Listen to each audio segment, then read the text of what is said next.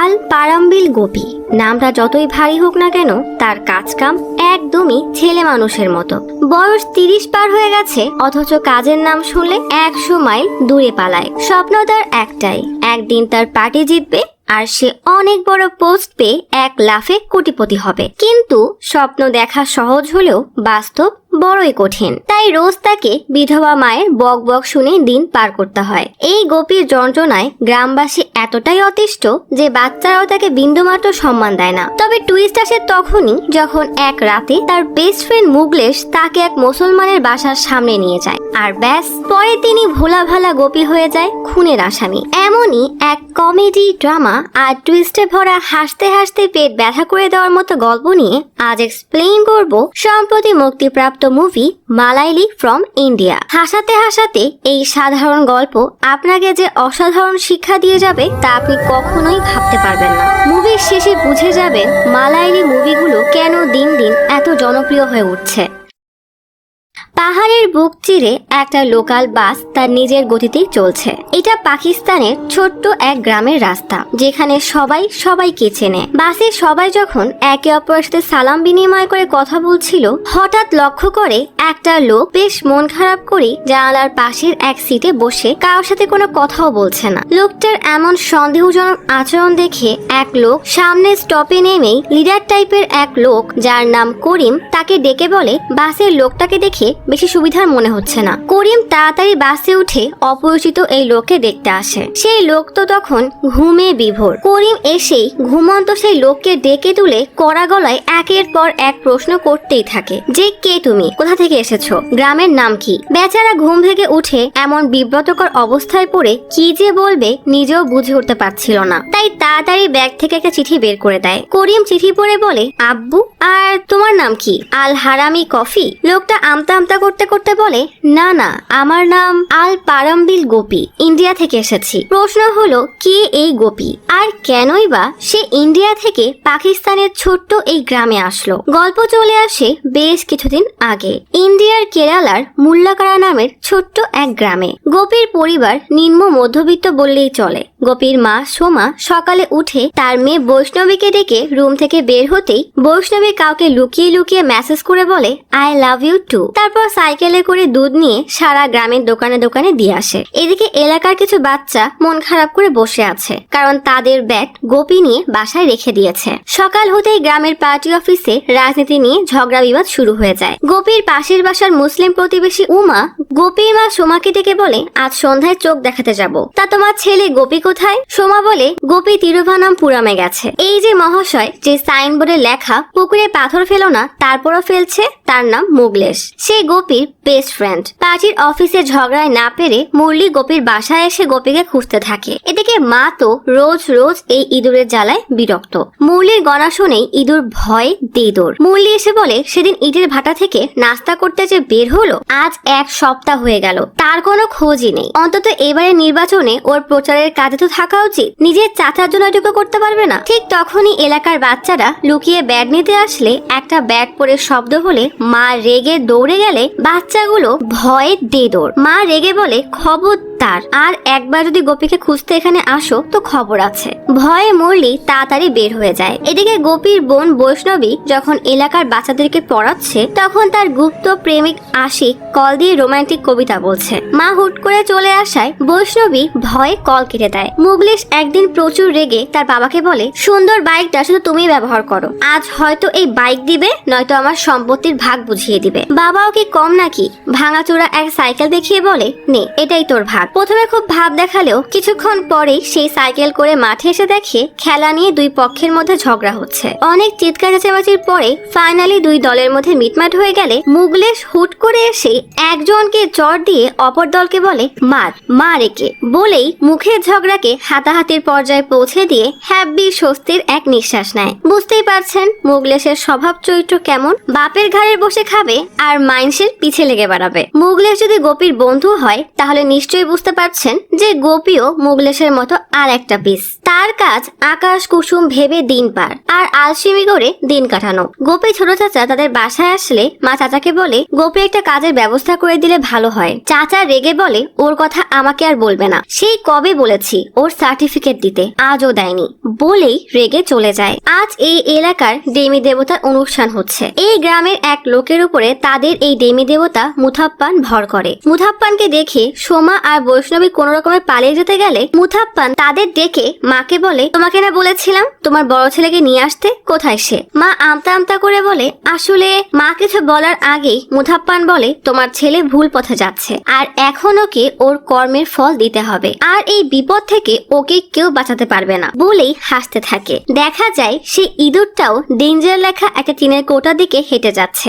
না জানি গোপীর কপালে কি দুঃখ ঘনিয়ে আসছে। এদিকে মোল্লাকারা গ্রামে ইলেকশনের দিন ঘনিয়ে আসছে, তাই সব জায়গায় মাইকিং করা হচ্ছে যে সবাই যেন তাদের নাম ভোটের খাতায় রেজিস্ট্রি করে। ঠিক তখনই বাস এসে থামলে এলাকার সেই বাচ্চারা গোপীকে ধাক্কা দিয়ে ফেলে বলে খবরদার, যদি এই বাসে উঠেছিস 2 ফুটের একটু একটু পিচ্চিদের কাছে মার খেয়ে গোপী লজ্জা পাবে কি? উল্টা বলে দাঁড়া, আমরা এবার পেট্রোলের দাম 100 থেকে 200 করব, তখন বুঝবি ঠেলা। ঠিক তখনই মুগলেশ আগামাথা না বুঝে বন্ধুর হয়ে বলে একবার এসে দেখি সেই এলাকায়, তোদের খবর আছে। বাস চলে গেলে মুগলেশ জিজ্ঞেস করে আরে হয়েছিল কি রে? কাউকে এবার বলিস না যে বাচ্চারা তোকে মেরে চলে গেছে, লজ্জায় কাউকে মুখ দেখাতে পারবো না। ঠিক তখনই গ্রামের এক বৃদ্ধ গোপীকে বলে তোমার চাচা মলি তোমাকে খুঁজছে, দেখলেই হাত পা ভেঙে দিবে। গোপী বেশ ভাব নিয়ে বলে আমাদের দল যখন 30 সিট পেয়ে জিতবে তখন সবারই আমাদেরকেই খুঁজতে হবে।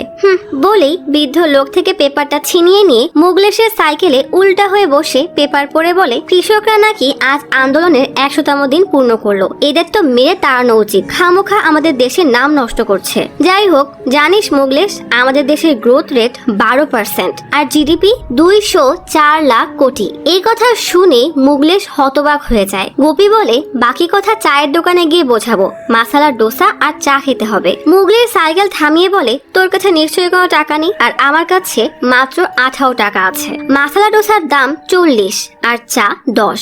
তোর এই ডিজিপি বাড়ার চক্করে সবকিছুর দামও বেড়ে গেছে। এতে অবশ্য গোপীর কিছু যায় আসে না, সে শুধু ভাবে মুগলেশ জিডিপি কে ডিজিপি কেন বললো। গোপী বলে দেখ জিনিসের দাম বাড়ছে মানে দেশের উন্নতি হচ্ছে, জয় ভারতের জয় বলেই বোকার মতো স্লোগান দিতে থাকে। মানে এরা হলো সেই ক্যাটাগরির লোক যারা অন্যের শেখানো বুলি মুখস্থ করে জীবন পার করে দেয় আর অন্যের টাকায় খেয়ে বড় বড় জ্ঞানের কথা বলে, অথচ নিজের জীবন নিয়ে কোনো চিন্তাই নেই। 2 বন্ধু নদীর পাড়ে দাঁড়িয়ে গল্প করছে। গোপী বলে দেখ বিধবা আর বয়স্করা ভাতা পাচ্ছে, তাহলে আমাদের মতো বেকারদের জন্য তো ভাতার ব্যবস্থা করা উচিত। মুগলেশ মজা করে বলে তাই পেনশন দিয়ে কি করবি? তোর ক্লাস তো পিএসসির কোচিং করছে আর এই কোচিং চালাচ্ছে তোরই ক্লাসমেট সাইজু। মানে বুঝতে পেরেছেন এই বয়স্ক বেচা কত অকর্মা। তো গোপীর এই ক্লাসের নাম হলো কৃষ্ণা। কৃষ্ণার কোচিং এ আসতে লেট হয়ে গেলে সাইজু বকা দেয়। কৃষ্ণা বলে দেখেন স্যার, মেয়েদের অনেক কাজ থাকে তাই দেরি হতেই পারে। বেচারা সাইজু উল্টা কৃষ্ণার কাছে মাফ চায়। মানে এই কৃষ্ণাও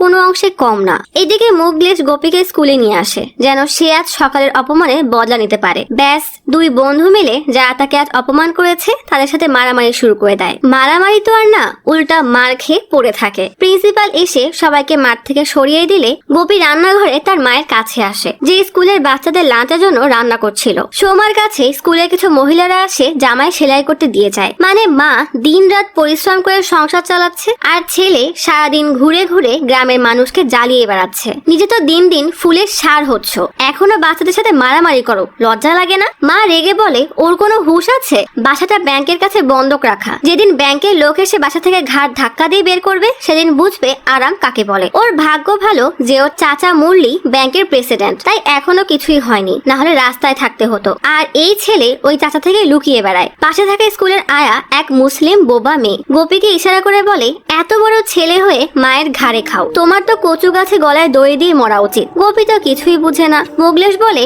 বুঝেছি, ও বলছে তুই যেন বিয়ে করে নিস, তাহলেই সমস্যার সমাধান। চিন্তা করিস না, তোর বিয়ের ব্যবস্থা আমি করব।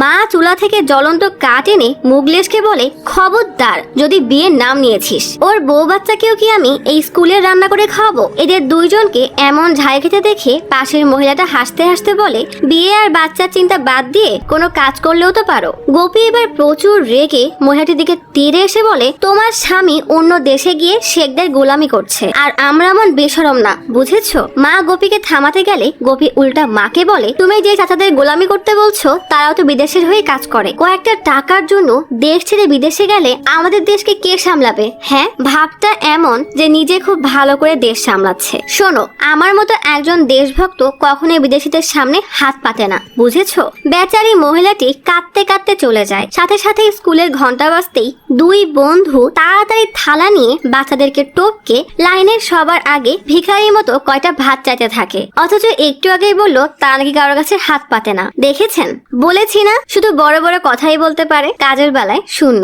যাই হোক, গোপী বাসায় ফিরে গোসল করতে গেলে মা রেগে বলে, জামা কাপড়ে কি গন্ধ, সারাদিন তো মানুষকে স্বচ্ছ ভারতের জ্ঞান দিয়ে বেড়াস, আর নিজের বেলা এই জঘন্য অবস্থা। দেখা যায় গোপী গোসলের পানিতে এক গাদা ময়লা, না জানি কত বছর গোসল না করে আছে। ইয়াক! অবশ্য এই পানিতেই বাসার সেই ইঁদুরটাও গোসল করে নেয়। দুজন যে একই জাতের, কি আর করবে। মা বলে, সেদিন তোর মল্লি চাচা এসে তোকে খুঁজছিল, তুই তো তোর চাচার কাছে ভাটায় কাজ করে কিছু কামাই করে ব্যাংকের লোনটাও শোধ করতে পারিস। গোপী বলে, আহা মা, এত কষ্ট করার কি দরকার? একবার আমার দল জিতুক, তারপর এমন নিয়ম বানাবো যে লোন শোধ করার দরকারই হবে না। আর প্রমোদ ভাইকে বলে কোনো বোর্ডের মেম্বার হয়ে যাব, ব্যাস, আর কি লাগে। মা টিটকারি করে বলে, আগে তোর দল জিতে তো দেখা। নিজের দলের এত বড় অপমান কি মানা যায়? তাই তাড়াতাড়ি মোবাইল নিয়ে বের হয়ে বলে, খবরদার মা, আমাকে আবার ধোকা দিও না, এবার কিন্তু আমার দলকেই ভোট দিবে। বলেই খাবার খেতে বসে যায়। মা বলে, তোর বাবার সাথে 21 বছর সংসার করেছি, কই কোনোদিন তো ভোট নিয়ে জোর করেনি। গোপী বলে, হ্যাঁ, সারাদিন তো রাজনীতি নিয়ে ব্যস্ত ছিল, আর এই জন্যই ঘরের কাগজ এখন ব্যাংকে। মা রেগে বলে, কালু আমাকে পাশের বাসার আয়শু আম্মা জিজ্ঞেস করছিল মেয়ের বিয়ে কবে দিব। তোর মতো বেকার ঘরে থাকলে বোনের বিয়ে আর হবে না। ঠিক তখনই কেউ গোপীকে ডাকলে গোপী বের হতেই যাবে। মা বলে, আজ তোর বাবা বেঁচে থাকলে আমাকে এমন চিন্তা করে মরতে হতো না। হঠাৎ গোপীর কি যেন হয়ে যায়। মায়ের কাছে এসে নরম সুরে বলে, মা তুমি চিন্তা করো না, যেখান থেকে পারি টাকা এনে বোনের বিয়ে দিব। মা ছেলের মুখে এমন কথা শুনে হতবাক হয়ে তাকালে গোপী তার আসল রূপ দেখিয়ে বলে, আপাতত 100 টাকা থাকলেই দাও।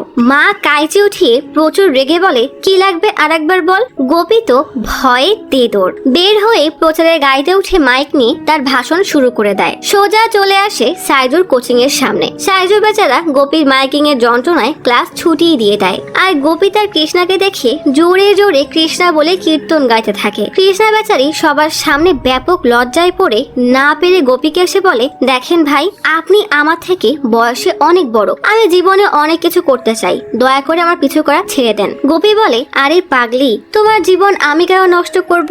তোমার জীবন তো আমার জীবন হবে, তুমি চাইলে আমার জীবন নষ্ট করতে পারো। বলেই বড়দের মতো হাসতে থাকে। কৃষ্ণা আর সহ্য করতে না পেরে বিরক্ত হয়ে দেয় হাঁটা। ব্যাস, গোপী বোকার মতো হাসতে হাসতে রোমান্টিক গান গিয়ে কৃষ্ণাকে পটানোর চেষ্টা করে। তবে বুড়া বেটার এই ভিমতে দেখে রোমান্টিক তো কেউ হবেই না, বরং হাসতে হাসতে কাঁদবে। তবে এত সহজে কি আর কৃষ্ণা পটে? যাই হোক, এদিকে কয়েকদিন পরে নির্বাচন, তাই গ্রামের দুই বড় বড় পার্টি যার যার দলকে ডেকে মিটিং এ বসে। এদের মধ্যে এক দলের সবাই হিন্দু আর অপর দলের সবাই মুসলমান। মুসলমান দলের নেতা বলে, আমাদের ধর্মের সবার ভোট আমাদেরকেই পেতে হবে, তাই সবার মধ্যে এই চিন্তা ঢুকাতে হবে যে আমাদের পার্টির জন্য লড়াই করা আর ধর্মের জন্য লড়াই করা একই কথা, ব্যাস আমাদের কাজ হয়ে যাবে। আর হিন্দু দলের নেতা বলে, ছোট বাচ্চাদের ভূতের গল্প বললে তারা যেমন সেই ভূতের ভয়ে চুপ করে ভাত খেয়ে নেয়, আমাদেরকেও সবার মধ্যে সেই ভয় তৈরি করতে হবে, তাহলে আমরা যা বলবো ওরা তাই করবে, আর সবাই হবে আমাদের গোলাম। গোপীর মা সুমা বাসে করে কোথাও যাওয়ার সময় তার পাশে বসা জ্যোতিষী টাইপের এক মহিলা সুমার হাত দেখে বলে, হঠাৎ স্বামীর মৃত্যুতে তোমার জীবনে অনেক বড় ঝড় এসেছে, সেটা তুমি একা সামলাতে পারছো না, আর তোমার বড় ছেলে। বলার সাথে সাথেই বাস জোরে ব্রেক করে আর সবাই হুমড়ি খেয়ে পড়ে। জ্যোতিষী মহিলাটা প্রচুর ভয় পেয়ে বলে, তোমার ছেলে খুব জলদি কোনো এক ভয়ানক গোলকধাঁধায় আটকে পড়বে, তাই ওকে সাবধানে চলাফেরা করতে বলবে, কারণ ও খুব বড় বিপদে পড়তে যাচ্ছে। এই সব থেকে বহু দূরে গোপী তখন নিশ্চিন্তে এলাকার ছেলেদের সাথে ব্যাট বল খেলছে। সবাই মিলে তাকে আউট করলেও জোর করে ব্যাট ধরে রেখেছে। গ্রামে সে বৃদ্ধ বিরক্ত হয়ে বলে, বল না পারতে সর, অন্য কেউ রান করবে, যত সব। গোপী ওই যে দেখছেন, দাদাকে দেখে নেওয়ার হুমকি দিয়ে হ্যাপি জোশ নিয়ে ব্যাট ধরে। বল পাওয়ার সাথে সাথেই এত জোরে বল মারে যে বল গিয়ে সোজা পাশের মুসলমানদের পার্টি অফিসে জানায় লাগে। সবাই বিরক্ত হলে এক ছেলে এসে গোপীদের দলের ছেলেকে বলে, এরপর যদি বল আসে তাহলে একদম আগুন লাগিয়ে দিব। দূর থেকে এসব দেখে গোপী আর মুগলেশে তো গা চলে যায়। মুগলেশ সে আগুনে ঘি ঢেলে বলে, বন্ধু ওদের দেখিয়ে দাও। ব্যাস, বল পাওয়ার সাথে সাথেই এত জোরে বল মারে যে বল গিয়ে পার্টি অফিসের কাছে জানালায় লেগে কাঁচ ভেঙে যায়। ব্যাস, আর যাবা কই। পার্টি অফিসের সব ছেলে বের হয়ে আসে মারার জন্য। এদিকে গোপী আর মুগলেশ হ্যাবি ভাব নিয়ে বিশাল দুই ভুঁড়ি নিয়ে তাদের দিকে এগিয়ে যায়। এদিকে মা তার প্রতিবেশী আয়শু আম্মার চোখে ড্রপ দিতে দিতে বলে, আজকালকার ছেলেদের কি ভরসা, কথায় কথায় মারামারি শুরু করে। আর আমার ছেলে গোপী, ওর তো কোনো আক্কেল নেই। আর সাথে আছে এক নিকাম্মা বন্ধু মুগলেশ। গোবরে যেমন মাছি পড়ে, তেমনই গোপীর জীবনে এই মুগলেশ কোনোভাবেই আমার ছেলের পিছু ছাড়ে না। তোমার ছেলের স্বামীর কত ভালো, শহরে গিয়ে কাজ করছে। মুগলেশের মা বলেছিল এই মুগলেশ কোথায় যেন চাকরি পেয়েছে, কি নাম যেন বললো। মুগলেশ তখন থানায় বসে মোবাইলে তার সেই কাজ করছে। পাশে ছেলেটা জিজ্ঞেস করে, তোমার এই কাজের নাম কি? মুগলেশ বেশ ভাব নিয়ে বলে, আইটি সেল। তবে সে কিন্তু ওই যে দেখেন ফেসবুকে কার পোস্টে যেন ফেক আইডি, যেটা মুসলমানের নামে খোলা, সেই আইডি দিয়ে কমেন্টে লেখে 2050 সালে এই দেশ আমাদের হবে। আরো একটু মশলা মাখানোর জন্য বলে, এই দেশকে আমরা দ্বিতীয় তালিবান বানাবো। কি বুঝলেন? এটাই হলো মুগলেশের আইটি সেলের কাজ। আসলে এমন অজস্র মুগলেশ ছড়িয়ে আছে যারা এভাবেই ভুয়া আইডি ব্যবহার করে এক ধর্মের প্রতি অন্য ধর্মের মানুষের মধ্যে ঘৃণা ছড়িয়ে যাচ্ছে। আর আমরা খুব সহজেই তাদের ফাঁদে পা দিয়ে নিজেরাই মারামারি করছি, অথচ কোনো ধর্মই অন্য কোনো ধর্মকে ছোট করার কথা বলে না। মুগলেশ বলে, এভাবে বোকাদের মধ্যে ঘৃণার আগুন ছড়িয়ে দূরে বসে খেলা দেখতে হবে, আর খেয়াল রাখতে হবে এই আগুন যেন না নেভে। ঠিক তখনই ইন্সপেক্টর গোপী এবং মুগলেশকে ডাকলে ইন্সপেক্টর গোপীকে বলে, এটাই শেষবার, এরপর যদি এমন ফালতু মারামারিতে জড়িয়েছো তাহলে তোমার পিঠের চামড়া উঠাবো। ঠিক তখনই খবরে বলা হয় এবারের পরিসংখ্যান মতে আরজিএসপি দলই ভোটে জিতবে। এই খবর শুনে দুই বন্ধু খুব ভাব নিয়ে বলে, দেখে নিয়েন, আমরা 30 সিট নিয়ে জিতে রাজত্ব করবো। এরপরেই জোরে সোরে ভোটের প্রচার প্রচারণা শুরু হয়ে যায়। আর গোপী আসে কৃষ্ণার বাসায় লিফলেট দিতে। বেচারি কৃষ্ণা এমনিই ভয় আছে, তার উপরে আশেপাশে কেউ নেই দেখে গোপী একখান ফ্লাইং কিস দিলেই কৃষ্ণা তো ইয়াক বলে, পারলে বমি করে দেয়। এদিকে গোপীর মা ভোটের লিফলেট ভেবে কাগজ নিয়ে দেখে, এ কি, এ তো ব্যাংকের নোটিশ, মানে খুব জলদি এই বাসা ব্যাংক নিয়ে যাবে। এসব চিন্তা কি আর গোপীর আছে? সে ওই দেখেন স্বপ্নের দুনিয়ায় ভাসতে ভাসতে পুকুরে ডুবে গান গাচ্ছে। আর মা এদিকে তাদের বাসার সেই ইঁদুরকে শায়েস্তা করতে একটা খাঁচা কিনে নেয়। গোপী একদিন আশিকের দোকানে রিচার্জ করতে আসলে আশিক তার হবু শালাকে খুশি হয়ে 100 জায়গায় 300 রিচার্জ করে বলে, এটা আসলে ফ্যামিলি প্ল্যানিং। বলদ গোপী আশিকের ইশারা না বুঝে বলে, তাহলে আমার দলের 15 জনের ফোনেও রিচার্জ করো, টাকা পরে পাবে। ভোটের দিন যত কাছেই আসছে পার্টির কাজ ততই বাড়ছে। তবে এতে গোপীর কি? সে তো কোনো রকমের টুকটাক কাজ করে টাকা নিয়ে হয়তো ক্রিকেট খেলতে যায়, নয়তো টিভিতে বিশ্বকাপের খেলা দেখে। বিশ্বকাপের সেমিফাইনালে ইন্ডিয়া গেলে সবার খুশি দেখে কে। এদিকে খবর জানানো হয় আরজেএসপি 0 ভোটে হেরে গেছে। 30টা সিট তো দূর, একটা সিটও পায়নি। সাথে সাথেই পুরো পার্টি অফিস ফাঁকা হয়ে যায়। গল্প বর্তমানে আসলে গোপী পাকিস্তানে সেই ছোট্ট বাস থেকে নেমে দাঁড়াতেই একটা ছেলে এসে চা দেয়। গোপী অবাক হয়ে বলে, আমি তো চা অর্ডার দিইনি। ছেলেটা করিমের দিকে ইশারা দিয়ে বলে, উনি দিয়েছেন। লোকটার এত ভালো ব্যবহার দেখে গোপী মুচকি হাসে। গল্প ফিরে আসে কেরালায়। সালটা 2020। মুসলিম পার্টি জেতায় এমনি হিন্দুদের দল আরজিএসপি রেগে আছে। সেই রাতেই ফাইনালে ইন্ডিয়া পাকিস্তানের কাছে হেরে যায়। সবাই মন খারাপ করে এক আরজিএসপি নেতার বাসা থেকে বের হলে দেখে সামনের বাসার 2টা বাচ্চা ছেলে বাজি ফুটিয়ে খুব আনন্দ করতে করতে বলছে পাকিস্তান জিতে গেছে। এই কথা শুনে সবার রাগ আরো বেড়ে যায়। সাথে সাথেই সেই নেতা মুগলেশকে কল দেয়। মুগলেশ মুখে রুমাল বেঁধে চুরি করে বাবার বাইক নিয়ে চলে আসে গোপীর বাসায়। গোপী তখন ইন্ডিয়া হারার শোকে মনের কষ্টে ভাত খাচ্ছে। ঠিক তখনই মুগলেশের ডাক শুনে ভাত ওভাবেই রেখে দৌড়ে এসে বলে, হয়েছে কি? মুগলেশ বলে, যা হয়েছে তুই কল কল্পনাও করতে পারবি না। গোপী বেশ বিরক্তি নিয়ে বলে, তোর কাছে তো ফাও সময় আছে, নে চল, কই যাবি? ততক্ষণে সেই নেতা আর তাদের লোকেরা মিলে সেই বাসায় গিয়ে বাচ্চাদেরকে শাসাতে গেলে তাদের বাবা মা এসে কোনো রকমে বুঝিয়ে বের করে দেয়। মুগলেশ বাইকে প্রচুর রেগে বলে, ওরা এত খুশি কেন হবে? এতই যখন শখ, তাহলে পাকিস্তান চলে যায় না কেন? বেচারা গোপী তো কিছুই বুঝতে পারছে না, তাই অবাক হয়ে জিজ্ঞেস করে, পাকিস্তানে কি হয়েছে? মুগলেশ বলে, ওই সামাদ আমাদের নিচু দেখানোর জন্য ইচ্ছা করে ওর বাচ্চাদেরকে দিয়ে বাজি ফুটিয়েছে। গোপী বলে, তো কি হয়েছে?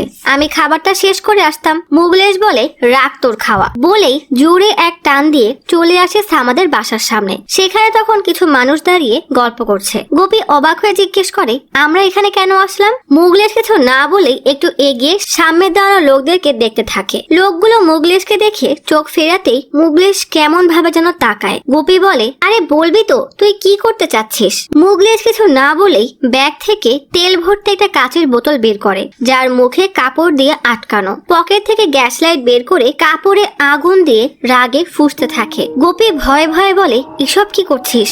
মুগলেশের কথা না শুনেই পাকিস্তান মুর্দাবাদ আর হিন্দুস্তান জিন্দাবাদ বলে ওই লোকগুলোর দিকে বোতল ছুঁড়ে মারে। সাথে সাথে বোতল ব্লাস্ট হয়ে লোকগুলোর গায়ে আগুন লেগে যায় আর সবাই মাটিতে পড়ে ছটফট করতে থাকে। গোপী বোকার মতো দাঁড়িয়ে থাকে, সে নিজেও বুঝতে পারছে না এটা কি হয়ে গেল। মুগলেশ তাড়াতাড়ি বাইক স্টার্ট দিতে গেলে দেখে বাইক স্টার্ট হচ্ছে না। না পেরে বাইক রেখেই গোপীকে রেখে দে দৌড়। মুগলেশ দৌড়াতে দৌড়াতে বলে, গোপী তাড়াতাড়ি পালিয়ে যা। গোপী বলে, আরে আমার নাম নেওয়া বন্ধ কর। বলে দুজন দুই দিকে ছুটে যায়। সাথে সাথেই এই খবর আগুনের মতো সারা দেশে ছড়িয়ে যায়। কেউ বলে ইন্ডিয়া হারলে ওরা কেন বাজি ফুটাবে, ওদের এত শখ, তা পাকিস্তানে যায় না কেন? এদিকে মুগলেশকে না পেয়ে তার বাবাকে পুলিশ ধরে নিয়ে যায়। আগুনে পোড়া সেই লোকদেরকে হাসপাতালে নেওয়া হয়। আর আরজিএসপি লোকেরা বলে, আমাদের দলের সাথে ওই দুজনের কোনো সম্পর্ক নেই। আরজিএসপি নেতা বলে, এটাই সুযোগ, সারা শহরে আগুন জ্বালাও। চারিদিকে দাঙ্গা ফ্যাসাদ শুরু হয়ে যায়। এদিকে মুসলিম পার্টির লোকেরাও এই ঘৃণাকে আরো বাড়িয়ে দিয়ে নিজেদের সুবিধা খুঁজতে থাকে। তবে এর ফলাফল ভোগ করে সাধারণ মানুষ।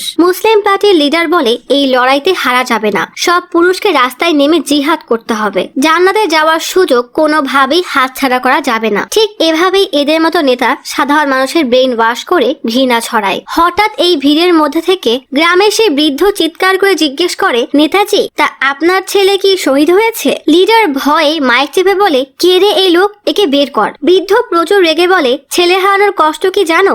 বাবা হারানোর যন্ত্রণা তা জানো? তুমি জান্নাত চাও তাই না? লিডার আমতা আমতা করলে বৃদ্ধ বলে, রাজনীতি করতে এসেছো, তাহলে শুধু রাজনীতি করো, ধর্মকে এর মাঝে আনবে না। বলেই সবাইকে নিয়ে চলে যায়। কেরালার এই পরিস্থিতির জন্য কেরালায় 140 ধারার কারফিউ জারি করা হয়। পুলিশ সেই দুই বাচ্চাকে থানায় এনে জিজ্ঞেস করে, সত্যি করে বলো, সেদিন তোমাদেরকে বাজি ফোটাতে কে বলেছিল? বাচ্চা দুটো কাঁদতে কাঁদতে বলে, কেউ বলেনি। বলেই কাঁদতে থাকে। থানার বাইরে তখন সামাদ আর তার স্ত্রী মিডিয়ার সামনে কাঁদতে কাঁদতে বলে, এসব বন্ধ করেন, দয়া করে আমাদের সন্তানদেরকে দেখতে দিন। পরিস্থিতি বিবেচনায় দুই দলের মধ্যে সমঝোতা করার জন্য নতুন নিযুক্ত কালেক্টর দীপিনকে নিয়ে একটা আলোচনা সভার ব্যবস্থা করা হয়। দীপিন বলে, জয়ান নামের এক লোক দীপাবলির উদ্দেশ্যে তার বাচ্চাদেরকে কিছু বাজি কিনে দেয়। তবে সেদিনই তাদের বাসার একজন মারা যাওয়ায় তারা দীপাবলি পালন করতে পারেনি। তাই জয়ানের ছেলে বাসায় পড়ে থাকা বাজি প্রতিবেশী সামাদের দুই ছেলেকে দেয়। আর এটাই সেই বাজি ছিল যা সেদিনকে সামাদের ছেলেরা ফুটাচ্ছিল। ওই মাসুম বাচ্চাগুলো আপনার আমার মতো হিংসা আর ঘৃণার ভাষা বোঝে না, তারা শুধু বোঝে ভালোবাসার ভাষা। তাই আমার মতে এই ভুল বোঝাবুঝি এখানে শেষ করে দিন। ঠিক তখনই মুসলিম দলের একজন বলে, ওদের জন্য আমাদের 6 জন হাসপাতালে পড়ে আছে, এটাকে এত সহজে যেতে দিব না। হিন্দুদের দলের একজন বলে, আমরাও এত সহজে ছাড়বো না। এক কথা দুই কথায় দুই দলের মধ্যে ঝগড়া শুরু হয়ে গেলে দীপিন কোন রকমে তাদেরকে শান্ত করলে মুসলমান দলের একজন বলে, আরে সব জানি, তুমিও তো এদের ধর্মেরই, তাই আমাদেরকে বোকা বানাচ্ছ। দীপিন বলে, চলেন আপনার সাথে একা কিছু কথা বলে আসি। বলেই লোকটাকে এক সাইডে নিয়ে দেয় কানের উপরে একটা। সাথে সাথে লোকটা চুপ হয়ে যায়। দীপিন বলে, যেভাবে ঘৃণার বীজ বপন করছেন কখনো ভেবে দেখেছেন আমাদের পরবর্তী জেনারেশনের কি হবে? ওদেরকে কে সামলাবে? লোকটা চুপ করে তার জায়গায় গিয়ে বসে পড়লে হিন্দু দলের একজন বলে, নিশ্চয় ওর থেকে টাকা খেয়েছিস। দীপিন তাকেও আড়ালে এনে কষে এক চট দিতেই সেও চুপ করে যায়। ব্যাস, এভাবে এভাবেই সব ঝামেলা মিটে যায় আর সবাই শান্ত হয়ে যায়। বাকিরা ভেবে পায় না এত সহজে কিভাবে সব ঠিক হয়ে গেল। এদিকে গোপীকে তার মুলি চাচার বাসায় লুকিয়ে রাখা হয়েছে।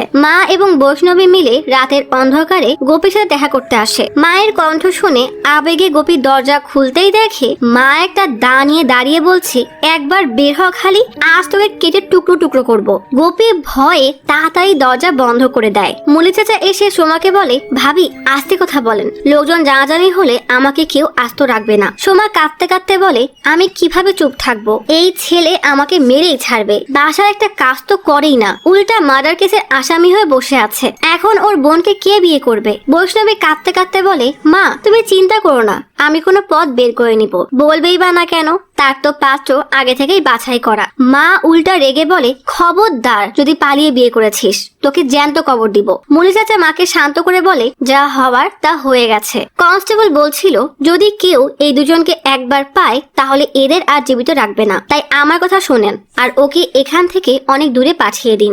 এইসব শুনে গোপী রুম থেকে বের হয়ে আসলে মা জিজ্ঞেস করে, সব তো শুনেছিস, এবার বল কি করবি? এত কিছুর পরও গোপী বলে, বলছিলাম কি যদি মুগলেশকেও আমার সাথে পাঠাতে। কথা শেষ করার আগেই মা দাঁড়িয়ে তেড়ে আসলে গোপী মা বলে ভয়ে ঘরে ঢুকে দরজা বন্ধ করে দেয়। দেখেছেন কাণ্ড, এই গোপী আসলেই বলদ। এদিকে মুগলেশ এক পরিত্যক্ত বিল্ডিং এ লুকিয়ে আছে। হঠাৎ দরজায় কর্নার শব্দ পেয়ে গলা শুনে মনে করে গোপী এসেছে, কিন্তু দরজা খুলতেই মুখোশ পরা দুইজন তার উপর চাকু দিয়ে হামলা করে। মুগলেশ কোন রকমের পেছনের দরজা দিয়ে বের হয়ে পালাতে গেলে তার পায়ে কাঁচ ফুটে যায়, তবুও খুঁড়িয়ে খুঁড়িয়ে একটা জায়গায় লুকিয়ে পড়ে। তবে তার আর শেষ রক্ষা হয় না। এমনই এক ভয়ানক স্বপ্ন দেখে গোপীর তামিলনাড়ুর এক হোটেলে ঘুম ভাঙে। গোপী আয়নার দিকে তাকিয়ে ভাবে, এই চেহারা বদলাতে হবে, না হলে ওরা আমাকে চিনে ফেলবে। তাই হোটেল থেকে বের হয়ে একটা সেলুনে আসে। গোপীর পাশের লোকটাকে নাপিত জিজ্ঞেস করে, কি খবর স্যার, বহুদিন পরে আসলেন? লোকটা বলে,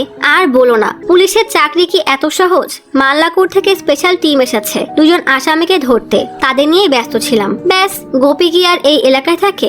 ভয়ে তাড়াতাড়ি রুমে ফিরে আসে। রুমে আসতেই মুলি চাচা কল দিয়ে বলে, রাত থেকে কল দিচ্ছি, তুই ছিলি কোথায়? তোর বন্ধু মুগলেশ্বরে পরে কিছু লোক হামলা করেছে, তবে ডক্টর বলেছে ও সুস্থ হয়ে যাবে, তুই সাবধানে থাক আর এখনই ফোন বন্ধ করে দে। চাচা কল কাটতেই গোপী হোয়াটসঅ্যাপে একটা মেসেজ শোনে যেখানে তাকে মেরে ফেলার হুমকি দেওয়া হচ্ছে। ভয়ে গোপী কি করবে বুঝতে পারছিল না। ঠিক তখনই তার ছোট চাচা কল দিয়ে বলে, সব তো জানোই, এখন আমার কথা মন দিয়ে শোনো। পরশুদিন সন্ধ্যায় তোমার ফ্লাইট, তোমার ভিসা, পাসপোর্ট, ব্যাগ সব ওই হোটেলেই পৌঁছে যাবে। খবরদার এর মধ্যে আর রুম থেকে বের হবে না, পানির জন্য বের হবে না। কোনোভাবে দুদিন কাটতেই সময় মতো গোপী এয়ারপোর্টে পৌঁছে লাইনে দাঁড়ায়। এদিকে গোপীর সেই ইঁদুরও খাবারের খোঁজে রান্নাঘরে এসেছে। এয়ারপোর্টে মাইকিং করা হচ্ছে যে করোনা ভাইরাস ছড়িয়ে গেছে, তাই সবাই সাবধান থাকবেন। গোপীর ডকুমেন্টস চেকের সময় আসলে গোপী দেখে কাজ তো ছোট, তাহলে এত বড় ফাইল দিবে কিভাবে? রিসেপশনে শুধু পাসপোর্ট আর ভিসা চাইলে গোপী তাকে পাসপোর্ট আর ভিসা দেয়। পাসপোর্ট খুলে দেখে ছবি আর বাস্তব চেহারার মধ্যে কিছু একটা পার্থক্য আছে। গোপী বড়দের মতো হাসি দিয়ে বলে, হ্যাঁ একটু বদলে গেছি। আসলে গোপী নকল দাঁত লাগিয়ে এসেছে, দেখেছেন মাথায় কি বুদ্ধি। রিসেপশনিস্ট জিজ্ঞেস করে, কেন যাচ্ছেন? গোপী সব কাগজপত্র দেখিয়ে বলে, আমি চাকরির জন্য এসেছি। ইমিগ্রেশন এবং ব্যাগ স্ক্যানিং শেষে গোপীর সামনে গিয়ে দেখে ওয়েটিং এরিয়াতে এক নাইজেরিয়ান কাগজে গোপীর নাম লিখে দাঁড়িয়ে আছে। গোপী তার কাছে গিয়ে বলে, এটা আমি। নাইজেরিয়ান কিছু না বলেই গোপীর ব্যাগ নিয়ে জিপে ওঠায়। গোপী শহরের উঁচু উঁচু আর অসাধারণ কারুকার্যের বিল্ডিং দেখে মুগ্ধ হয়ে যায়। ফাইনালি সে এখন অনেক বড়লোক হয়ে যাবে। গাড়ি চালাতে চালাতে নাইজেরিয়ানটা জিজ্ঞেস করে, তুমি কি তামিলের বাসিন্দা? গোপী বলে, না, আমি মালায়ালি ফ্রম ইন্ডিয়া। নাইজেরিয়া নিজের পরিচয় বলে, আমি মোমো ফ্রম সুদান। গোপী মজা করে বলে, ও সুদানি ফ্রম নাইজেরিয়া। মোমো বলে, আমি সুদানি ফ্রম সুদান। মোমো মালায়ালি গান ছাড়লে গোপী মনের আনন্দে গুনগুন করতে থাকে। ফাইনালি তার জীবন বদলাবে, সে এখন টাকা কামাবে আর ইচ্ছা মতো উড়াবে। লং জার্নি করে ক্লান্ত হয়ে গোপীর ঘুম আসলে সে মোমোকে বলে, অফিসে পৌঁছে ডাক দিও। গাড়ি শহর থেকে মরুভূমির দিকে চলে আসে। ধাক্কা লেগে গোপীর দাঁত খুলে পড়ে গেল, সে আরামসে ঘুমাচ্ছে। গন্তব্যে পৌঁছে মোমো গোপীর ব্যাগ নামিয়ে দেয়। কিছুক্ষণ পরে গোপীর ঘুম ভাঙলে উঠে দেখে চারিদিকে ধুলা বালি। গাড়ি থেকে নেমে বালির জন্য ঠিকমতো তাকাতেও পারছে না। ঝাপসা চোখে তাকিয়ে তাকিয়ে দেখে চারিপাশে কোথাও কেউ নেই, শুধু বালি আর বালি। সামনে একটা কাকতাড়ুয়া আর একটা পুরনো ভাঙা গাড়ি। পাশেই তাকিয়ে দেখে মোমো তার ব্যাগ বালির মধ্যে রেখে দিয়েছে। গোপী দৌড়ে ব্যাগ আনতে গেলে মোমো কোনো রকমে তাকে রেখে গায়ের কাছে আসে। বেচারা গোপী কিছু বুঝতেই পারছে না, আর হঠাৎই তার পেছন থেকে বড় লম্বা জালের নেট দেওয়া গেট আটকে যায়, আর গোপীর বাসার ওই ইঁদুরও খাঁচায় আটকে যায়। গেট লাগিয়ে মোমো গোপীকে বলে, ভালোভাবে থেকো, আমি তোমার জন্য দোয়া করব। শয়তানি এক হাসি দিয়ে বলে, এটাই তোমার অফিস, বলদ কোথাকার। গোপী কিছুই বুঝে উঠতে পারে না, কোথায় শহরের বড় বড় বিল্ডিং এর স্বপ্ন দেখছিল, আর এটা কোথায়। মোমো গাড়িতে উঠে চলে গেলে গোপী দৌড়ে গেটের কাছে গিয়ে গেট খোলার চেষ্টা করে, কিন্তু মোমো ততক্ষণে অনেক দূরে চলে গেছে। গোপী ব্যাগ নিয়ে এদিক ওদিক করতে করতে হঠাৎ দেখে একটা ঘরের মধ্যে বয়স্ক এক লোক দাঁড়িয়ে আছে। গোপী হাত বাড়িয়ে বলে, আমি গোপী ফ্রম ইন্ডিয়া। লোকটা গোপীর হাত এত জোরে চেপে ধরে যে গোপী অনেক ব্যথা পায়। লোকটা বলে, জালাল বিন ওমর আল রাশেদ ফ্রম পাকিস্তান। পাকিস্তানের নাম শুনে গোপী তো হতভম্ব হয়ে যায়। এদিকে বৈষ্ণবী পানি খেতে গিয়ে কিছু একটা দেখে চমকে হাত থেকে গ্লাস ফেলে মা বলে চিৎকার দেয়। মা দৌড়ে আসলে বৈষ্ণবীর সামনে দেখায় ইঁদুর তাদের পাতা ফাঁদে আটকে গেছে, যেমনটা গোপী এই পাকিস্তানের ফাঁদে আটকে গেছে। দেশের সব জায়গায় করোনা ছড়িয়ে গেলে ভারত সরকার লকডাউনের আদেশ দেয়। এরই মধ্যে আল শেফা হাসপাতালে মুগলেশের জ্ঞান ফিরলে ডাক্তার চেক করার সময় মুগলেশ গোপী বলে চুপ হয়ে যায়। অপরদিকে গোপী ধূসর মরুভূমির মাঝে দাঁড়িয়ে আছে, গরমে তার কপাল বেয়ে ঘাম ছুটছে। গোপী তার চাচাকে কল দিয়ে বলে, আপনি ধোকা দিয়েছেন, সবাই আমাকে ধোকা দিয়েছে। আমাকে বারবার বলে আমার থেকে জোর করে সার্টিফিকেট নিয়েছিলেন। সবাই বলেছিল আপনি একাই পারবেন আমার জীবন বদলে দিতে, আর আপনি আমার জীবন এইভাবে বদলে দিলেন, এই মরুভূমি, তাও আবার পাকিস্তানের সাথে। চাচা বলে, এখন এসব কথা বলে লাভ নেই। গোপী বলে, আমি কিছু জানি না, আপনি এক্ষুনি গাড়ি পাঠাবেন, আমি এখানে থাকবো না। চাচা বলে, ওখানে গাড়ি কেন, আমি সাইকেলে পাঠাতে পারবো না। ভালো হয়েছে তুমি নিরাপদে পৌঁছে গেছো, ওখানেই মানিয়ে নিয়ে থাকো। চাচা কল কেটে দিলে গোপী নিজে নিজেই বলে, আমি কি এই মরুভূমিতে এখন ফসল ফলাবো, তাও এই বুড়োর সাথে। বেচারা গোপী উপায় না পেয়ে কাঁধের ব্যাগ উঠিয়ে এক ঘরের দিকে এগিয়ে যায়। ঠিক তখনই মা কল দিয়ে জিজ্ঞেস করে, তুই পৌঁছে গেছিস, আমাকে কল দিলি না কেন, তোর অফিস কেমন? গোপী বলে, এই এক অন্য দুনিয়া মা, সব তোমারই পুণ্যের ফল হবে। মা খুশি হয়ে বলে, আমি জানতাম তো চাচা তোর জন্য ভালো কিছুই করবে। গোপী দাঁত কিটমিট করতে করতে বলে, হ্যাঁ অনেক ভালো করেছে। মা জিজ্ঞেস করে, তোর থাকার ব্যবস্থা কেমন, ওখানে কি আলো বাতাস আছে? গোপী মায়ের সব প্রশ্নের জবাবে মাকে ভূগোল পড়িয়ে কল কেটে দেয়। হঠাৎ সামনে দেখে 2-3টা বেলচা বালিতে পুঁতে রাখা। গোপীর মনে হতে থাকে এখানে আরো অনেক মানুষকে এভাবে অত্যাচার করে মারা হয়েছে। পায়ের নিচেই খেয়াল করলে দেখে কঙ্কালের হাড়গোড়। চমকে পেছনে ফিরে দেখে জালাল দাঁড়ানো। জালাল বলে, তোমার ব্যাগপত্র নিয়ে ভেতরে আসো। গোপী ব্যাগ নিয়ে ভেতরে এসে দেখে এটা দেখতে গোয়াল ঘর থেকেও খারাপ। জালাল এক পাশ দেখিয়ে বলে, ওখানে তোমার ব্যাগ রাখো। গোপী সেদিকে এগোলে জালাল হামান দিস্তা দিয়ে মশলা বাটতে শুরু করে। রুমের ভেতরে চারপাশ দেখে গোপী তো ঘৃণায় নাক ছিটকায়। নিচে এক বস্তায় রক্ত লাগানো দেখে গোপীর ভয়ে অবস্থা খারাপ হয়ে যায়। ঠিক তখনই জালাল দেখে বলে, চা হয়ে গেছে। গোপী ভয়ে ভয়ে জালালের পাশে বসে আছে। জালাল কোনো পলক না ফেলেই গোপীর দিকে হা করে তাকিয়ে থাকে। গোপী মনে মনে বলে, আমার দিকে এভাবে কেন তাকিয়ে আছে? তারপর সাহস জুগিয়ে জিজ্ঞেস করে, পাকিস্তানে আপনার বাসা কোথায়? জালাল বলে, পাঞ্জাব। গোপী বলে, পাঞ্জাব ওদের কিভাবে হলো? পাঞ্জাব তো আমাদের। জালাল জিজ্ঞেস করে, কি বললে? গোপী ভয়ে ভয়ে বলে, পাঞ্জাব তো আমাদের ওখানে আছে।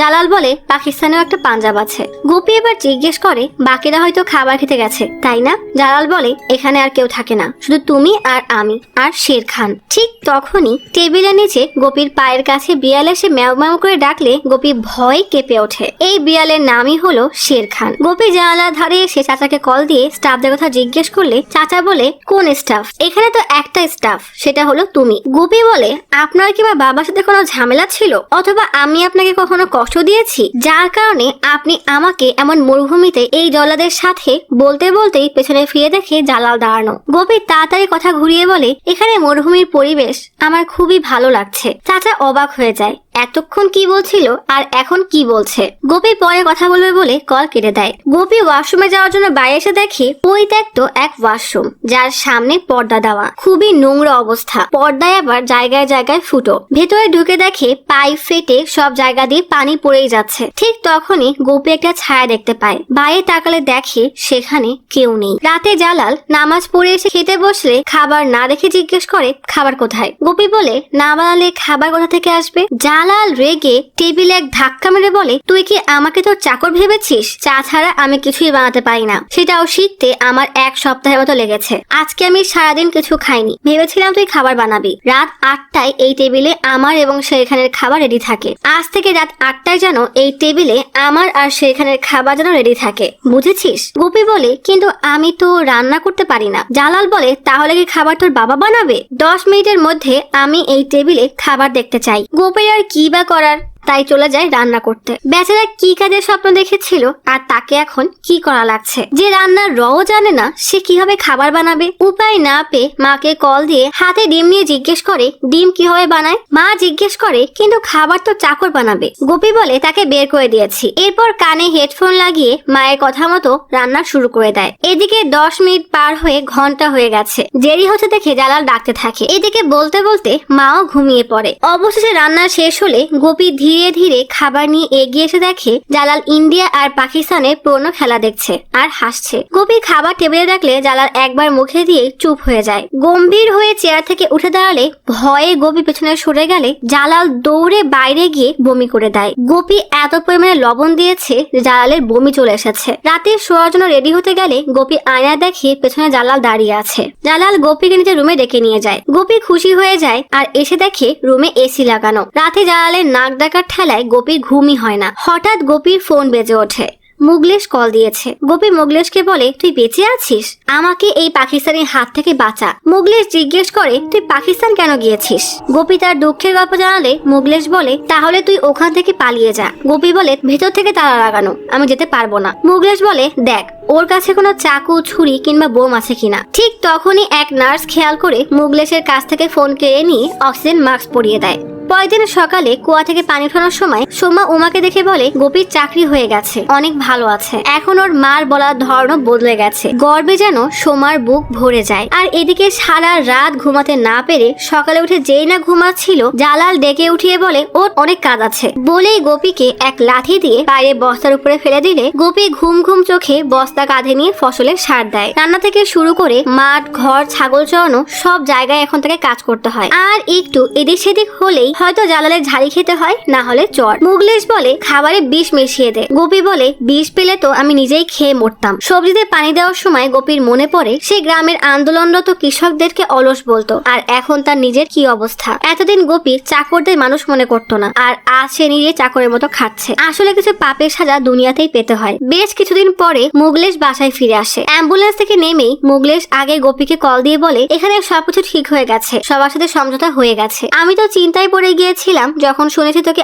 আইএস কিডন্যাপ করেছে। আমাদেরকে প্রস্তুত থাকতে হবে, ওরা অ্যাটাক করার আগেই তুই অ্যাটাক করবি। গোপী অবাক হয়ে বলে, আমি কি দিয়ে অ্যাটাক করব? বালি দিয়ে? ওর হাত দেখেছিস? সারাদিন আমার দিকে তাকিয়ে থাকে। গোপী তখনও পেছনে ফিরে দেখে জালাল তার দিকে তাকিয়ে আছে। জালালকে হেসে বলে, আমার বন্ধুর সাথে কথা বলছি, ফ্রম কেরালা। সাথে সাথেই মুগলেশ ভয়ে ফোন কেটে দেয়। গোপী বাইরে এসে আবার কল দিয়ে জিজ্ঞেস করে, কল কেন কাটলি? মুগলেশ বলে, তুই যেমন আমাকে কল দিয়ে জানাচ্ছিস, সেও তো তেমন তালিবারকে কল দিয়ে জানাতে পারে। এরপর গম্ভীর হয়ে বলে, একটা কথা তো পরিষ্কার, তোদের দুজনের মধ্যে যে কোনো একজন বাঁচবে, তুই সিদ্ধান্ত নে কি করবি। মানে এই মুগলেশের কাজই হলো গোপীর মাথায় গোবর ভরা। গোপী ঘাবড়ে গিয়ে বলে, আমি এখন কোনো সিদ্ধান্ত নিতে পারবো না, যখন ফিরে আসবো আমার জন্য পরমবীর চক্র রেডি রাখিস। মুগলেশ বলে, এটা তো শহীদদের জন্য হয়ে থাকে। গোপী বলে, তাহলে অশোক চক্র? মুগলেশ বলে, সেটাও শহীদদের জন্য। গোপী হতাশ হয়ে জিজ্ঞেস করে, তাহলে কি জীবিতদের জন্য কোনো চক্র নেই? মুগলেশ বলে, তুই চিন্তা করিস না, তুই যখন ফিরে আসবি রেড কার্পেট বিছিয়ে পুরো দেশ তোকে স্বাগতম জানাবে। এই কথা শুনতেই গোপী বেশ মোটিভেটেড হয়ে যায়। মুগলেশ বলে, তুই শুধু ওকে শেষ করে দে, রাত হয়ে গেছে। জালালের নাক ডাকাও শুরু। গোপী চোখ খুলে দেখে জালালের ইয়া বড় ভুঁড়ির উপরে বিড়াল শুয়ে আছে।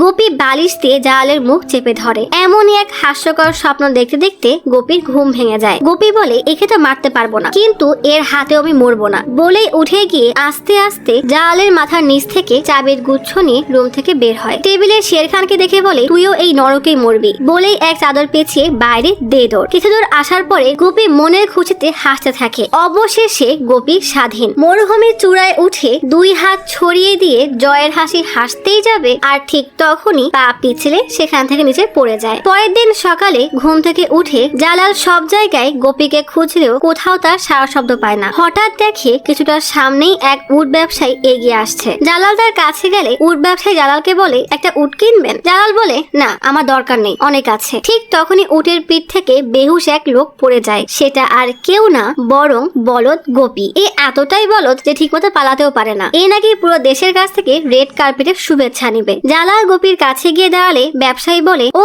গোলাম লাগবে, 3টা উট কেনেন, এই গোলাম ফ্রি। কার গোলাম আর কে বেচছে? গোপীর হুঁশ আসলে সূর্য দেখে খুশি হয়ে বলে, এখন আমি স্বাধীন। ঠিক তখনই জালাল গোপীর মুখের সামনে এসে দাঁড়ালে গোপী বলে, আবার গোলামি করতে হবে? জালাল গোপীকে উঠিয়ে বলে, তুই পালিয়ে যেতে চেয়েছিলি তাই না, ভেতরে যা। ব্যবসায়ী বলে, ও আমার, আপনি কোথায় নিয়ে যাচ্ছেন? জালাল বলে, ও আমার গোলাম, কাল রাত পর্যন্ত আমার সাথেই ছিল। ব্যবসায়ী বলে, 3 বছর ধরে ও আমার সাথে আছে, দেখেছেন কত বড় মিথ্যু। এই নিয়ে দুজনের মধ্যে তর্কাতর্কি শুরু হয়ে যায়। নিরাশ হয়ে ঘরে ঢুকে টেবিলের চাবি দেখে গোপী ট্রাঙ্ক খুলে জানালা দিয়ে জালালকে পাহারা দেয়। ট্রাঙ্ক খুলে গেলে গোপী জানালায় তাকিয়ে দেখে ব্যবসায়ীর সাথে জালাল নেই। গোপী বুঝে যায় জালাল চলে এসেছে। পেছনে ফিরতেই জালাল রেগে গোপীর গলা ধরে উঠিয়ে দেওয়ালে ঠেসে ধরে বলে, আমার ট্রাঙ্কে হাত দেওয়ার সাহস তোর হলো কিভাবে? আর কি কি চুরি করেছিস? এরই মধ্যে গোপী অজ্ঞান হয়ে যায়। জালাল ভয়ে তাড়াতাড়ি গোপীকে ছেড়ে দিলে গোপী মাটিতে লুটিয়ে পড়ে। কিছুক্ষণ পর গোপীর জ্ঞান ফিরলে ব্যথায় গলা ধরে এদিক সেদিক করে, তুই কি আমাকে বোকা ভেবেছিস? আর দ্বিতীয়বার যেন এমন না হয়। গোপী শরবতের এক ঢোক দিয়ে জালালকে বলে, চিনি কম। জালাল বলে, চিনি তো দিয়েছি বলে রান্নাঘর থেকে চিনির ডিব্বা এনে গোপীর সামনে 1 চামচ চিনি গুলিয়ে দেয়। গোপী খেয়ে দেখে এখনো স্বাদ পাচ্ছে না। গোপীর মনে পড়ে যায় এয়ারপোর্টে এক চাইনিজের রুমাল পড়ে গিয়েছিল। এক চায়না লোকের রুমাল পড়ে গিয়েছিল। লোকটা বারবার হাঁচি দিচ্ছিল, মানে তার করোনা ছিল। গোপী সেই রুমাল ধরায় এখন গোপীরও করোনা হয়েছে। এদিকে টিভিতে করোনার খবর শুনতে সোমা বিরক্ত হয়ে যায়। বৈষ্ণবীর করোনা হওয়ায় পাশের রুমে সে গরম পানির ভাপ নিচ্ছে। সোমা বৈষ্ণবীর কাপড় চোপড় ধোয়ার জন্য নিয়ে বেরিয়ে এসে দেখে পকেটে একটা টিকিট। সোমা ভালো করে চেক করতে যাবে, ঠিক তখনই হাসপাতাল থেকে একটা কল আসে। সেখান থেকে জানা যায় আশিক নামের এক কোভিড পেশেন্ট বলেছে তার সাথে বৈষ্ণবী থিয়েটারে মুভি দেখতে গিয়েছিল। বৈষ্ণবী যদি জ্বর সর্দি কিছু হয় তাহলে তাকে নিকটবর্তী কোনো কেন্দ্রে নিয়ে যাবেন। এই টিকিট ছিল সেই সিনেমা হলে। সোমা রেগে এক চিৎকার দেয়। সোমা দৌড়ে বৈষ্ণবীকে মারতে গেলে বৈষ্ণবী তাড়াতাড়ি করে দরজা লাগিয়ে দেয়। এদিকে গোপী রুমে ঢুকে দরজা লাগিয়ে দিলে জালাল দরজা ধাক্কাতেই থাকে। হঠাৎ জালাল তার লম্বা শক্তিশালী পা দিয়ে এক লাথি দিয়ে দরজা ভেঙে ফেলে। দরজার সামনে দাঁড়িয়ে থাকার জন্য গোপী ছিটকে গিয়ে পড়ে। জালাল হিরোর মতো এন্ট্রি মেরে গায়ে চাদর পেঁচিয়ে মুখ ঢেকে গোপীর মাথা ধরে এক বালতি গরম পানির মধ্যে চোবায়, মানে ভাপ নেওয়ায় আর কি। ভাপ নেওয়া শেষে গোপী ডাইনিং রুমে এসে দেখে সেখানে বাউন্ডারি দেওয়া, উপরে জালাল কিসব বাধাবাধি করছে। গোপীকে দেখে জালাল নিচে নেমে এসে বলে, তুই ঘর থেকে কেন বের হয়েছিস? এরপর মালায়ালি ভাষায় বলে, শোন, তোর আর আমার মধ্যে 6 ফুট দূরত্ব থাকবে, দাগের এই পারে আসবি না। গোপী জিজ্ঞেস করে, আপনি মালায়ালি কিভাবে জানেন? জালাল বলে, আমি মালায়ালিকে পছন্দ করি না। তুই আসার আগে 3 বছর এই খবিশ আমার সাথেই ছিল, মুয়াক ফ্রম মালায়ালি। এই খবিশ আমার সব টাকা পয়সা নিয়ে পালিয়েছে। একবার যদি ওকে পাই তাহলে ছাড়বো না বলে একটা চাকু ডার্ট বোর্ডে ছুঁড়ে মারে, যার মাঝে সেই মুয়াকের ছবি। জালাল বলে, এখন বুঝেছিস আমি কেন তোকে তালাবন্দি করে রাখি? গোপী বিড়বিড় করে বলে, তার মানে সে আগে থেকেই আমার উদ্দেশ্য বুঝে গিয়েছিল। জালাল বলে, এই ফল আর পানি ছাড়া কিছুই পাবি না। গোপী ভাতের কথা জিজ্ঞেস করলে জালাল বলে, আমি তোকে ভাতে দিয়ে খাওয়াবো? শুক্রিয়া কর যে এখনো তোকে মেরে ফেলেনি। গোপী অমলেট ডিমান্ড করলে জালাল রান্নাঘরে যায়। গোপীর যে অবস্থা হয়েছিল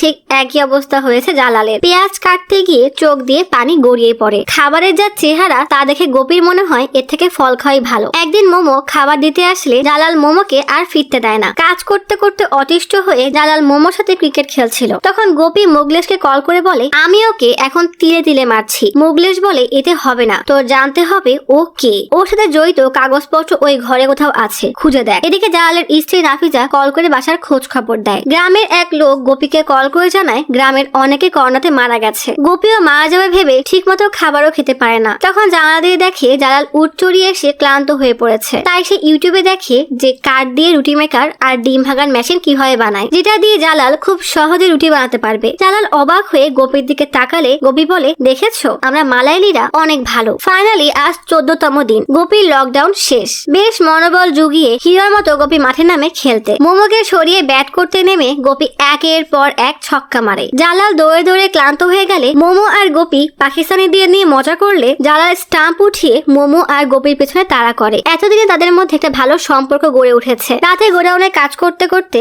গোপী হাসি ঠাট্টা করলে জালাল বলে, তোকে আমি কাল দেখে নিব। ঠিক তখনই জালাল পেছনে খেয়াল করে একটা লাইট, হয়তো কোনো গাড়ি এসেছে। জালাল তাড়াতাড়ি করে গোপীকে সেখান থেকে বের করে দিয়ে নিজেও সেখান থেকে বের হয়ে তালা মারে। গোপীকে একটা রুমে ঢুকিয়ে বলে, শেরখানের খেয়াল রেখো। জালাল মেন গেটের সামনে আসে। আসলে আরবের কিছু গুন্ডা এসেছে। একজন এগিয়ে এসে বলে, কি ভেবেছিস আমাকে লুকিয়ে অন্য রাস্তা দিয়ে শাকসবজি পাঠাবি আর আমি জানতে পারবো না? জালাল জানায়, আমার মালিক যেভাবে বলেছে বলেছে সেভাবেই করেছি, আর তোমাদেরকে এখানে ঢুকতে দেওয়া নিষেধ। সেই গুন্ডা তেড়ে দরজা খুলে বলে ভেতরে এসেছি, কি করবি? এরপর আরো কিছু গুন্ডা এসে জালালকে মারতে শুরু করে। জালাল তাদেরকে পাল্টা জবাব দেয়, কিন্তু একজন বেলচা দিয়ে বাড়ি মারায় জালাল আহত হয়ে যায়। জালালকে মার খেতে দেখে গোপী সহ্য করতে না পেরে দৌড়ে সে গুন্ডাদেরকে মারে। গোপী আর জালাল সবাইকে মারতে মারতে তাড়িয়ে দেয়। পরের দিন সকালে মোমো এসে সব শুনে জালালকে বলে, তোমাকে তো আগেই বলেছি তুমি এদের মাঝখানে পড়ো না, মালিকরা বুঝে নিবে। জালাল মোমোকে থামিয়ে দিয়ে বলে, মালিক আমাকে এই জায়গার দায়িত্ব দিয়েছে আর আমার কর্তব্য এর রক্ষা করা। পাশ থেকে গোপী বলে, আমার এসব নিয়ে কোনো চিন্তা নেই, কিন্তু যখন এসব হচ্ছিল সে আমাকে বলে শেরখানের খেয়াল রাখতে। নিজের জীবন কি বিড়ালের জীবন থেকেও বড় হয়ে গেছে? নিজের কোনো চিন্তাই নেই। কিন্তু দেখেছেন শেষমেশ আমিই তো কাজে এসেছি। জালাল উঠে নম্রভদ্র হয়ে বলে, চা খাবি? গোপী খুশি হয়ে বলে, এই প্রথম আমাকে গালি দেয়নি। জালালও এই প্রথম হেসে দেয়। এদিকে গ্রামে পুলিশের একটার পর একটা গাড়ি এসে উমার বাড়ির সামনে দাঁড়ায়। উমা চিন্তায় পড়ে যায় যে এখন কি হবে। সুমা গোপীকে কল দিয়ে কাঁদতে কাঁদতে বলে, আয়ুষ আম্মার বাসায় পুলিশ আর সাংবাদিক এসেছে। আয়ুষ আম্মার ছেলে সামির নাকি এক সপ্তাহ ধরে নিখোঁজ। পুলিশ বলছে আয়ুষ আম্মার ছেলে সামির আইএস এ যোগ দিয়েছে। আমার তো এখন ওর সাথে দেখা করতেও ভয় করছে। গোপী কিছু বলার আগেই সুমা বলে, ঠিক আছে পরে কথা বলবো। পুলিশের কি সব কাগজপত্র খুঁজে বের করছে, আর আয়ুষ আম্মা অসহায়ের মতো জানালায় হেলান দিয়ে বসে আছে। কল কাটার পরে জালাল গোপীকে জিজ্ঞেস করে, কি হয়েছে? গোপী বলে, একটা কথার উত্তর দেন, দুনিয়াকে শুধু একটাই ধর্ম? তারা কিছু বুঝে উঠতে পারে না। গোপী বলে, একটা ছেলে ধর্মের খেদমত করবে বলে আইএস এ যোগ দিয়েছে, সে তো তার অন্ধ মায়ের খেদমত করতে পারতো। যে ছেলে তার অন্ধ মায়ের খেদমত করতে পারে না, সে ধর্মের খেদমত কিভাবে করবে? আর যাবেনি বা না কেন? ওদের মতো মানুষদের জন্য তো আপনারা আছেন, তাদের সব চাওয়া পাওয়া পূরণ করেন। ধর্মের নামে এসব করার কি উদ্দেশ্য? জালাল চুপচাপ উঠে গিয়ে আলমারি থেকে ওয়ালেট বের করে একটা ছবি দেখিয়ে বলে, আমির আমার ছেলে। সিন শিফট হয় রাওয়ালপিন্ডিতে। স্কুলে যাওয়ার পথে জালাল মেয়ে দোয়াকে মাথায় নেয়, আর আমির ব্যাটিং প্র্যাকটিস করছিল, কারণ সে বড় ব্যাটসম্যান হতে চায়। জালাল বলে, আমিরও এমন বলতো, একদম তোমার মতো। কিছুক্ষণ পরেই খবর আসে পরিসরে 64 শিক্ষার্থী মারা গেছে। দুর্বৃত্তরা মেয়েদেরকে স্কুল পাঠানোর প্রতিবাদে স্কুল বাসে আগুন লাগিয়ে দেয়। জালাল কোন রকমে পুলিশের বাধা পেরিয়ে কালিমাখা মুখে দোয়াকে খুঁজে পায়। দোয়া কান্না করতে করতে আমিরের কথা বলে জালাল দোয়াকে কোলে নিয়ে আমিরকে খোঁজা শুরু করে। কিছুদূর এগোলে জালাল দেখে আমিরের রক্তাক্ত লাশ নিচে পড়ে আছে। জালাল বলে, যখন তারা অস্ত্র হাতে দিতে বলেছিল আমি আমার সন্তানদের হাতে বই তুলে দেই, তাদেরকে পড়াতে চাই, কারণ কোরআনের সর্বপ্রথম শব্দ ইকরা, যার মানে পড়ো। এখন শুধু আমার একটাই স্বপ্ন।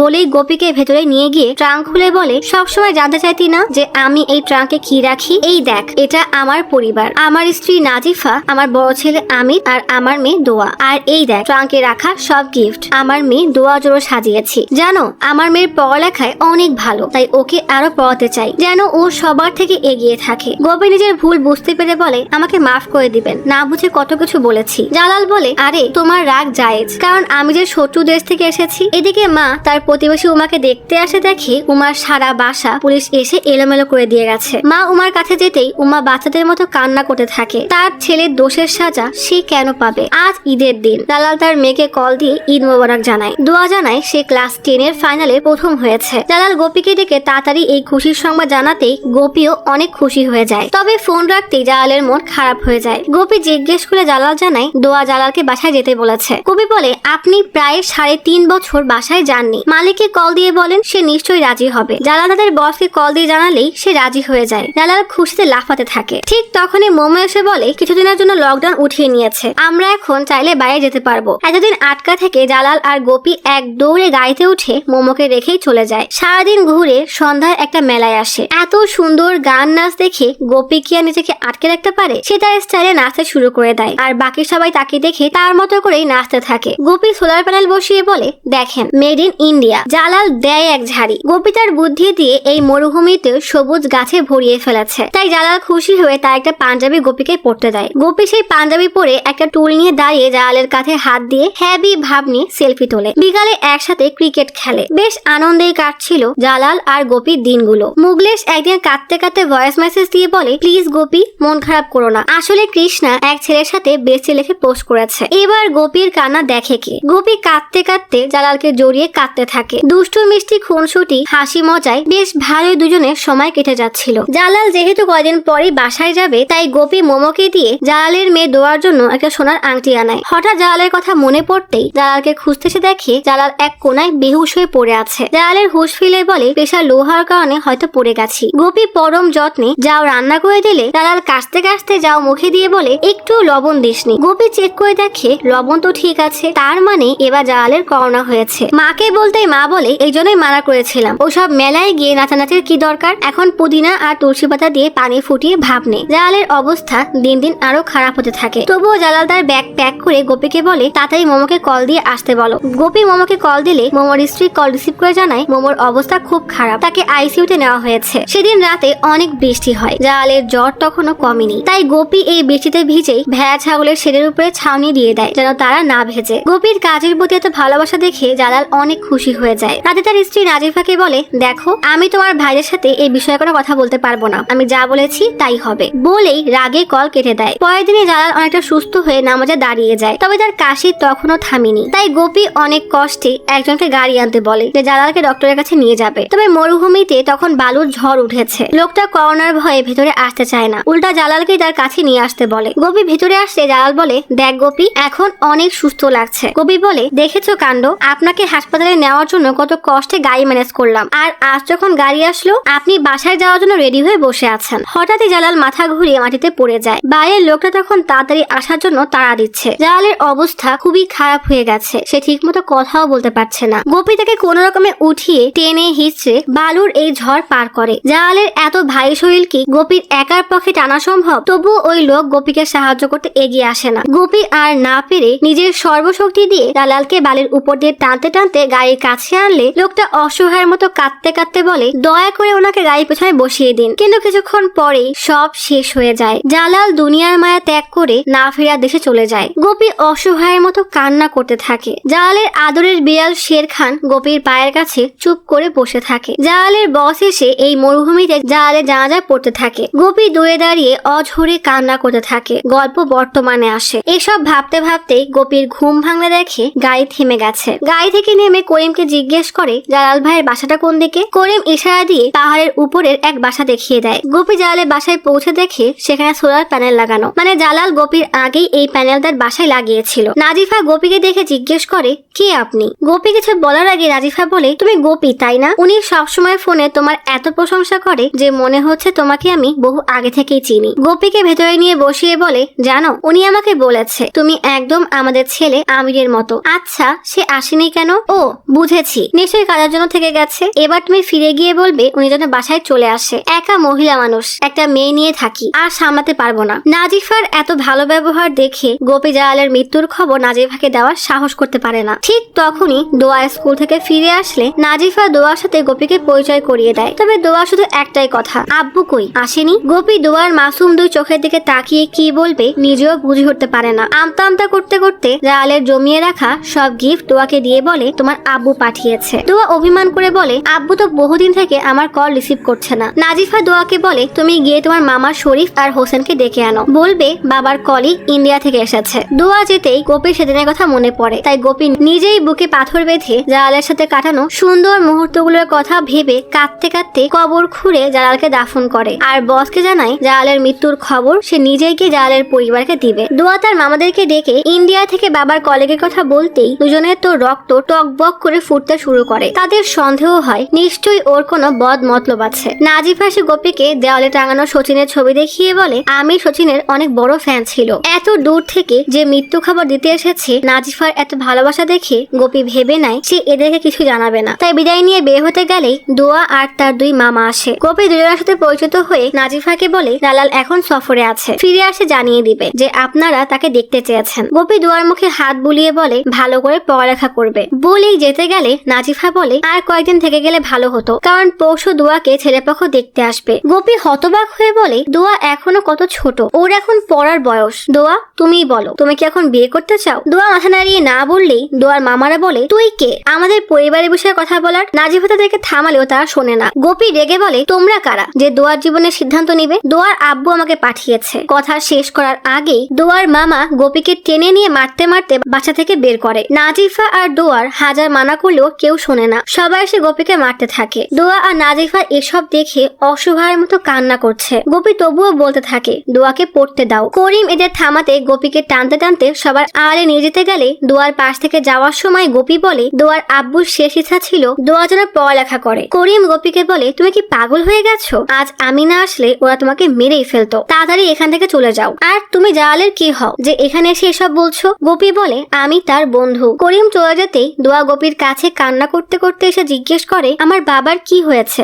গোপী দোয়াকে সব ঘটনা বলে জানায় সেদিন গাড়িতে গোপীর বুকে মৃত্যুবরণ করার আগে জালাল গোপীকে বলেছিল তুই অবশ্যই আমার মেয়ে দোয়ার সাথে দেখা করবি আর ওকে বলবি ও যেন কখনোই পড়ালেখা না ছেড়ে দেয়। বলেই সব ছেড়ে চলে যায়। প্রাণপ্রিয় বাবার মৃত্যুর কথা শুনে দোয়া অঝরে কান্না করতে করতে গোপীকে জড়িয়ে ধরে। গোপী ব্যাগ থেকে এপিজে আব্দুল কালামের কিছু বই দিয়ে বলে নিজের স্বপ্নগুলো অবশ্যই পূরণ করবে। বলেই দোয়ার কপালে চুমু দিয়ে বলে কখনো পড়ালেখা ছাড়বে না। বলেই বিদায় নিয়ে চলে যায়। গোপী ট্রাকে উঠতেই দোয়ার দূর থেকে চিৎকার করে বলে ভাইজান। ডাকটা যেন সোজা মনে এসে আঘাত করে। গোপী পরম ভালোবাসায় দোয়ার দিকে তাকিয়ে তার থেকে বিদায় নিয়ে চলে যায়। গল্প চলে আসে 5 বছর পরে। দোয়া এখন ইউনাইটেড নেশনের অ্যাসেম্বলিতে মেয়েদের শিক্ষার গ্লোবাল অ্যাম্বাসিডর হয়ে সবার সামনে দাঁড়ানো। একজন জিজ্ঞেস করে পাকিস্তানের ছোট্ট এক গ্রাম থেকে আপনি এত বড় এক জায়গায় কিভাবে পৌঁছালেন? কে আপনাকে সবচেয়ে বেশি অনুপ্রেরণা দিয়েছিল? দোয়া বলে সবার জীবনে এমন একজন থাকে যে তার পুরো জীবনটাই বদলে দেয় আর আপনাকে আপনার নিজের সাথে পরিচয় করায়। আমি জানি না সে কে ছিল আর কোথা থেকে এসেছিল, তবে আমার বিশ্বাস তাকে উপরওয়ালা আমার জীবন বদলানোর জন্যই পাঠিয়েছিল। যে আমার ভাইজান, আমার আব্বুর শেষ ইচ্ছা আমার কাছে পৌঁছে আমার পুরো জীবনকেই বদলে দিয়েছে। গোপী তার গ্রামে ছুটিতে এসে নিজের সাথে সাথে তার বন্ধু মোগলেশকে বদলে দিয়েছে। আজ মায়ের জায়গায় পাশের মুসলমান প্রতিবেশী উমাকে সে নিজেই ড্রপ দিয়ে দেয়। তারপর কৃষ্ণাকে পটাতে মাঠে টুর্নামেন্ট খেলতে নেমে যায়। গোপী ব্যাট করতে গিয়ে কল্পনা জালালকে দেখতে পায়, কারণ এই জালালই তার জীবনকে বদলে এক অন্য গোপীর রূপ দিয়েছে। কয়েকদিন পরেই গোপী তার কাজে ফিরে আসে। এই 5 বছরে গোপী মরুভূমির এই জায়গার রূপই বদলে দিয়েছে। এদিকে দোয়া বলে শেষে আমার বাবার দেওয়া শিক্ষাটাই সবাইকে বলবো, পড়ো, শিখো, তুমি অবশ্যই সফল হবে। দোয়ার বক্তৃতায় সবাই দোয়ার জন্য দাঁড়িয়ে হাততালি দিতে থাকে। দোয়া সত্যিকার অর্থেই তার বাবার স্বপ্ন পূরণ করেছে। তবে তার পথ চলাটা এত সহজ ছিল না। গোপী যখন কাজ করছিল তখন এক সুদানি এসে একটা ছেলেকে এনে বলে এ আপনার হয়ে কাজ করবে। ছেলেটাকে দেখে গোপী নিজের কথাই মনে পড়ে যায়। ছেলেটা গোপীর মতোই আমতা আমতা করতে করতে বলে আমি ওয়াসিম, পাকিস্তান থেকে এসেছি। গোপী হাসতে হাসতে ওয়াসিমের সাথে হাত মিলিয়ে বলে আমি আল পারামবিল গোপী ফ্রম ইন্ডিয়া। কোথায় যেন শুনেছিলাম ব্রিটিশরা ভারত ছেড়ে যাওয়ার সময় মুসলমান এবং হিন্দু সম্প্রদায়ের বন্ধুত্ব দেখে তাদের মাঝে ধর্মীয় বিভেদ সৃষ্টি করে যায়, যেন এই বিভেদ তারা সারা জীবন বয়ে নিয়ে বেড়ায় আর এগোতে না পারে। আর হয়েছেও ঠিক তাই, কারণ আমরা নিজেদের বিবেক বুদ্ধি ব্যবহার করে ভুলে গেছি। আর এটাও ভুলে গেছি প্রত্যেক ধর্মই অপর ধর্মকে ছোট করতে না বরং সম্মান করতে শেখায়। আজ তাহলে এখানেই চলে যাচ্ছি। শীঘ্রই ফিরবো নতুন অথবা পুরাতন ইউনিক কোনো মুভির গল্প নিয়ে। ফিরে আসা পর্যন্ত লাইক, কমেন্ট এবং সাবস্ক্রাইব করে অচিরার গল্পশপের সাথেই থাকুন। পাশে থাকা বেল আইকনটি ক্লিক করে রাখুন। দেখা হবে পরের ভিডিওতে।